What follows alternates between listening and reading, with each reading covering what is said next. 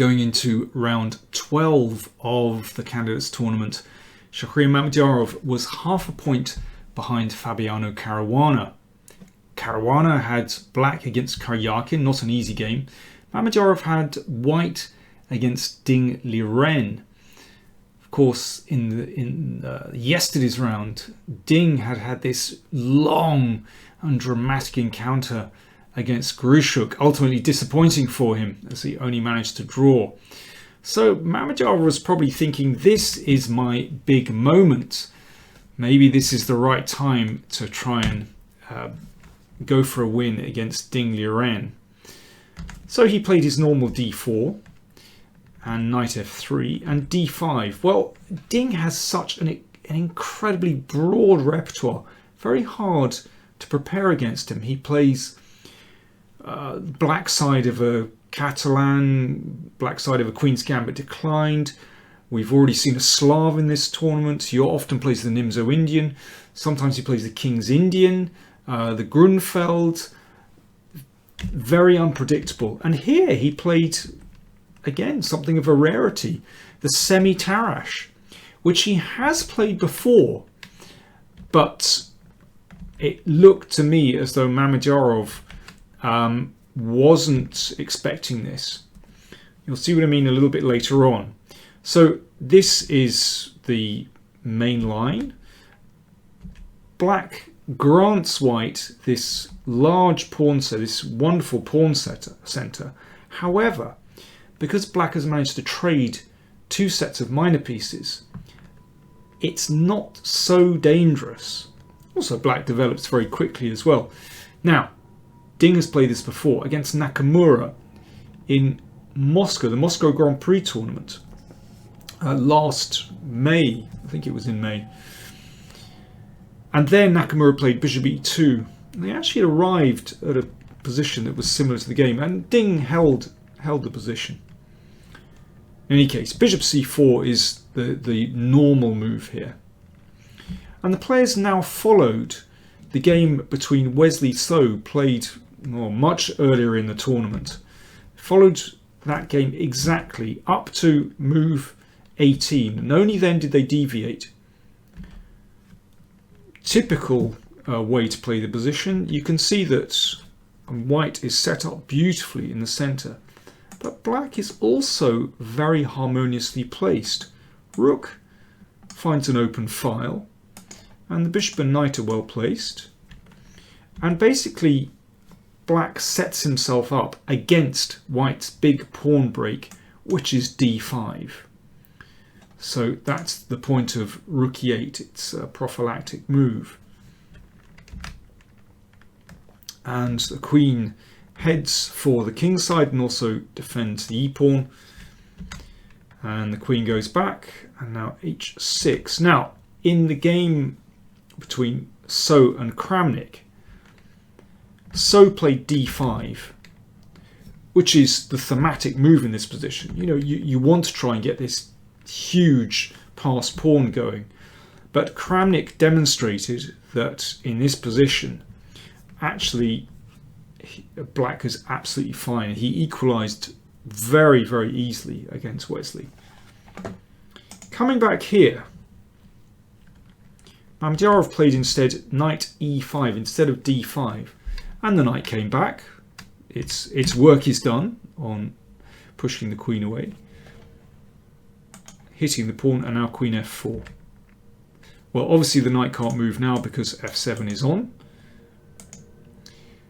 And now Ding played b5, and Mamedyarov, after the game, was convinced that he stood better here. And I think one of the reasons he thought that, not only his active pieces, but because sometimes he can use that c5 square. Here, there's a chance to sacrifice there.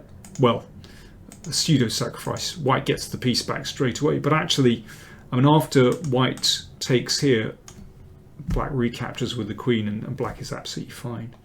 So Mamedyarov played rook e3. So potentially later on with the idea to swing over here. But yeah, I have to say I'm never that keen on splitting rooks. That's one of my pet hates. They don't work as well when they're split. Rook c7. Very good move from Ding. I really like this. This is a common maneuver, common idea in the Queen's Gambit Declined, actually. 1 point, you defend f7, so rule out any sacrifices. Next point is you make way for the queen, sometimes to come to c8, where it can support a possible incursion by the rook, possibly making room for the queen to come to a8 as well, to put more pressure here. And of course, if rook g3, this gets nowhere.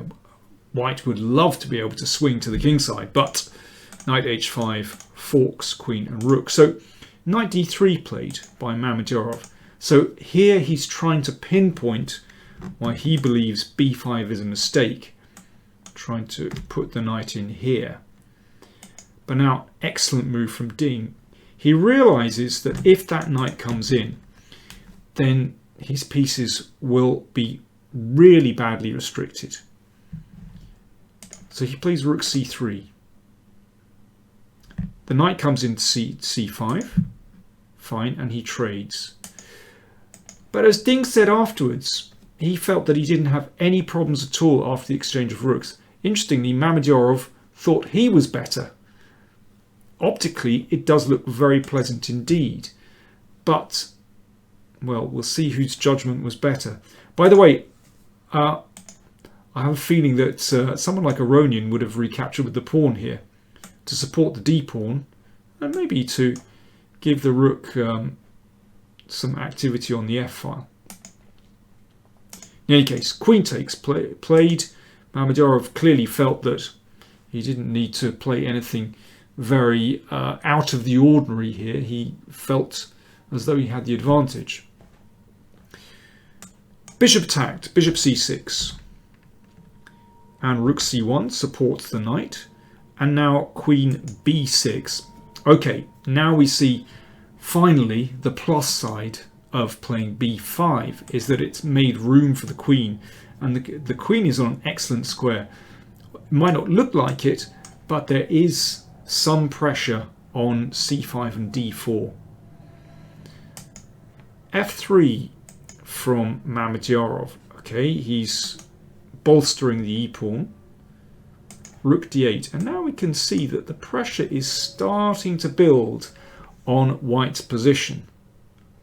King f2 protects the queen. Sometimes you might want to play d5. Useful to have that here. And now a5. Point number 2 of playing b5, of course, is that it's time to launch that majority forward. And this is starting to look threatening. And here Mamedyarov lashed out with g4. And I think this really was an expression of his confidence, perhaps, or his desire to play for a win, or, well, who knows. But it would have been more prudent to just keep this majority in check and play a3. And yeah, they're not going so far after that move. And of course, gives the bishop a place to drop back to. But g4. And you have to ask yourself, after this move, whose king is actually safer here? White's or black's? Well, a leading question. And obviously, black's king is safer here, even though, you know, white wants to go on the attack. But actually, that king now lacks cover. a4. And bishop c2. And knight d7. Excellent move from Ding. Clearing the knight out of the way. And if the knight retreats, then he said afterwards that he wanted to play knight b8. So that just puts more pressure on d4, and then he can remove the bishop and even swing that knight into c6 to put more pressure there. Very interesting.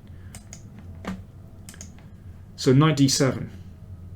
Slowly chipping away at white's seeming dominance in the centre. Knight takes. Now, if pawn takes, then this is simply a horrible position for white. C-pawn beautifully blockaded. Weaknesses on the d-file, weaknesses here, and ready to push. So rook takes. Looks normal. But b4. These pawns are really now starting to threaten. Is d5 ever happening? No, not at all. And if d5 isn't happening, then actually the pawn on d4 just turns into a liability. Bishop c4. And bishop d7. Bishop e8 also possible. And now Mamedyarov lashes out with g5. But his position is already pretty bad here because these pawns at some moment are going to be able to make a break. Create a passed pawn. But this doesn't help the cause. The bishop drops back, so watch that pawn. Queen e7. Now obviously you can't take because queen takes bishop. But here Ding calculates extremely well. First of all, b3. That has to be taken, otherwise it rolls on. And now a3. That's the key move. I think if that's taken, then you can just play bishop takes, and don't forget the rook would be on prise if the queen takes. So a3 anyway. Good move. Just wants to roll that one. And basically white's pieces are just at the other end of the board. Rook comes across, ready to push, and if the bishop blockades, then queen b4. There you go, that king horribly exposed. Just compare the two.